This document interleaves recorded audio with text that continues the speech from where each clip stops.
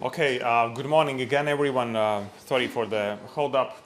So, I'm Raivis, and this is Adaplab. We develop adaptive control software solutions for automation of complex industrial processes. The industrial processes can be divided in simple turn on and off and complex dynamic ones. We develop software for complex dynamic process control. It can be used for process machine plant automation, and at the moment we're focused on drilling, cement production, wind turbine applications in these industries, and thus it can be many others. The main problems here are poor control accuracy, no real time, no adaptive control that results in non-productive time, low production quality, rework, and human errors. Our solution is software that provides real-time, adaptive high accuracy of process control despite intensive process disturbances, compared to some of the competition available in the market. The brown line here represents the process set point that engineer sets for the process. It can be particular temperature, particular pressure, for instance. Whereas the waves here represent the tuning quality, process tuning quality. The closer to the set point means more accurate control.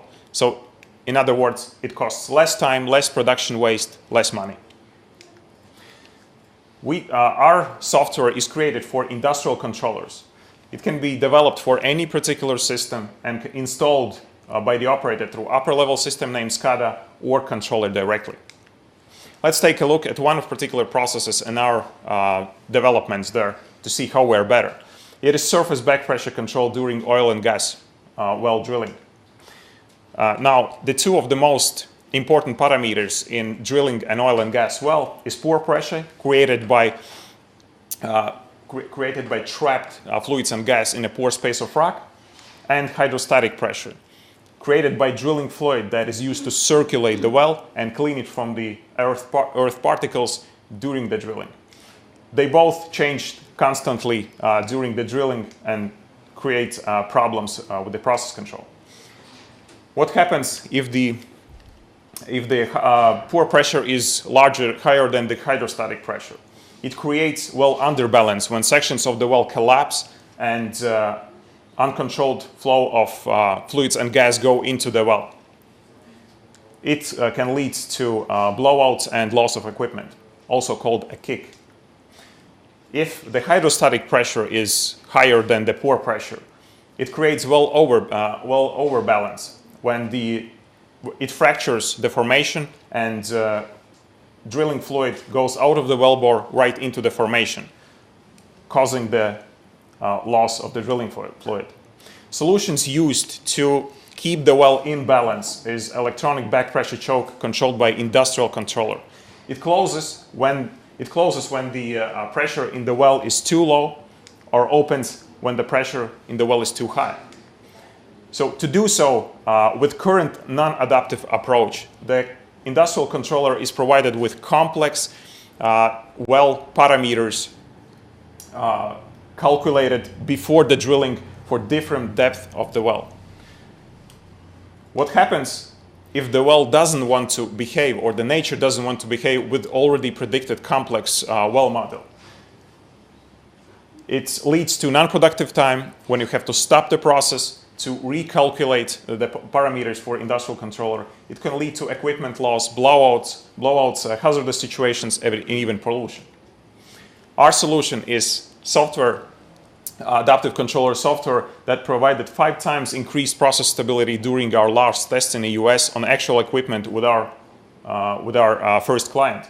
The advantages it offers is real-time choke control, increased control accuracy, safety, and reduced non-productive time. Required time to drill one well can reach up to 100 days, whereas the drilling operational cost per day is up to $150,000. That, by preliminary estimates of our industry expert, we could save around 10% of the rig time. That comes down to $1.5 million savings per rig to the rig operator per well. This is highly dependent on each well, of course. So the fully automated MPD system market is around 4 million euros with 10% of annual growth each year. Here, the prototype is ready, and the next stage tests are confirmed with our first client in the US. In a 9 months' time, we plan to sell the first product. The other applications is in cement production industry. Here the market is considerably bigger. We have already, together with our experts, developed an advancement plan and ready for the tests. More to that, we have already got the confirmation from one of the cement plants in the US that is ready to give their plant as an alpha test site for us once we have completed the prototype. And the sales we plan in 12 months' time here. Also the wind turbine applications. We have, right as we speak, we are doing the validation test in a wind turbine simulation. And we have already confirmed the interest of one of the top players in this industry that is waiting for the test results. And at the end of this week, I'm having the first discussions with them.